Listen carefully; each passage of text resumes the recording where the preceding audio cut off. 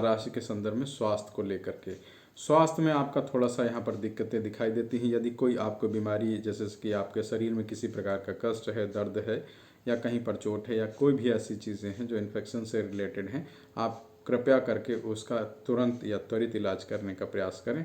अन्यथा की स्थिति में ऐसे में आपका स्वास्थ्य और प्रभावित होगा। आगे चल करके उसका इलाज थोड़ा सा और ज़्यादा ही गंभीरता के साथ में करना पड़ सकता है, और उस गंभीरता के साथ साथ आपका स्वास्थ्य में ज़्यादा ही प्रभाव पड़ने के आसार दिखाई देते हैं। तो इसलिए किसी भी प्रकार की लापरवाही इस सप्ताह में आप नहीं करेंगे अपने स्वास्थ्य को लेकर के, और व्यायाम करना आपके लिए उत्तम रहेगा। साथ ही साथ आपको बताना चाहूँगा कि आपका जो व्यापारिक क्षेत्र है, इस व्यापारिक क्षेत्र की अगर बात कर लेते हैं तो व्यापार आपका इस समय बहुत अच्छा बढ़ेगा। यदि आपने कहीं पर लोन के लिए अप्लाई कर रखा है तो उसका आपको लाभ मिलेगा। आपको पैसे जल्दी ही निवेश करने की सलाह भी देता हूं कि यदि आपने जिस पर्पज़ से उस पैसे को लिया है उसको आप जल्दी ही उसी पर्पज़ पे लगा दीजिएगा। अन्यथा की स्थिति में आपका चंद्र राशि से केतु 12वें भाव में बैठा हुआ है, जो कि 2 कार्य कराएगा आपसे।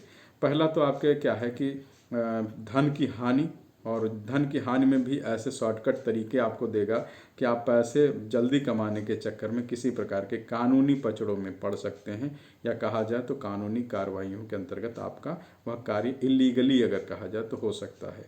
एवं दूसरी बात आपके लिए यह रहेगी कि केतु जब 12वें भाव में बैठेगा तो आपको अपमानित भी कराता है। अपमानित आपका एक तो व्यवसायिक की स्थिति में हो गया, दूसरा आपके घर परिवार के सदस्य, बच्चों के द्वारा या किसी ऐसे व्यक्ति के द्वारा किसी थर्ड पर्सन को, यानी कि बाहरी किसी व्यक्ति को या बाहरी सदस्यों को वो अपमानित करेगा, और वह व्यक्ति आपको लज्जित करेगा। ओवरऑल अगर कहा जाए तो आपके बच्चों के द्वारा या आपके घर के किसी सदस्य के द्वारा किसी बाहरी व्यक्ति का अगर अपमान किया जाता है तो उसका कहीं ना कहीं खामियाजा आपको भुगतना पड़ेगा, और कल को वो आपको लज्जित करने की स्थिति में आ जाएगा। साथ में आपका वहाँ पर शत्रुता वाला भाव भी डेवलप हो जाएगा। तो इसलिए इस सप्ताह इन सब चीज़ों से थोड़ा सा अलर्ट रहना है, आपको सतर्क रहना है। साथ ही साथ हम बात कर लेते हैं पत्नी के सुख की बात करते हैं तो पत्नी या वैवाहिक स्थितियों की बात करते हैं, व्यक्तिगत स्थितियों की बात करते हैं, और प्रेम की बात करते हैं तो पत्नी का साथ पूरा मिलेगा।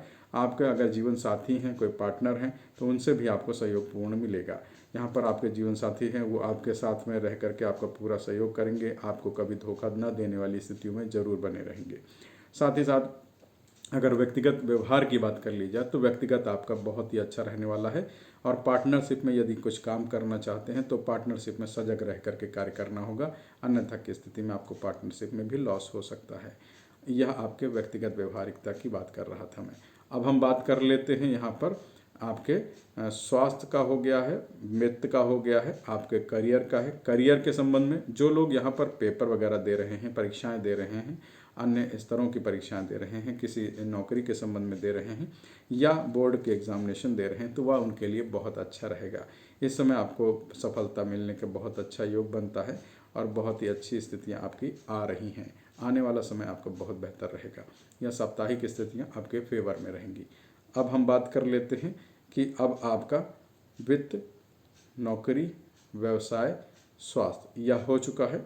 अब आपको क्या सावधानियां बरतनी है, उस सावधानी में हम सबसे पहले बता दें कि आपका जो बात करते हैं गुरु जो है वह 8वें भाव में बैठा है, तो थोड़ा पेट से रिलेटेड आपको समस्याएं बन सकती हैं।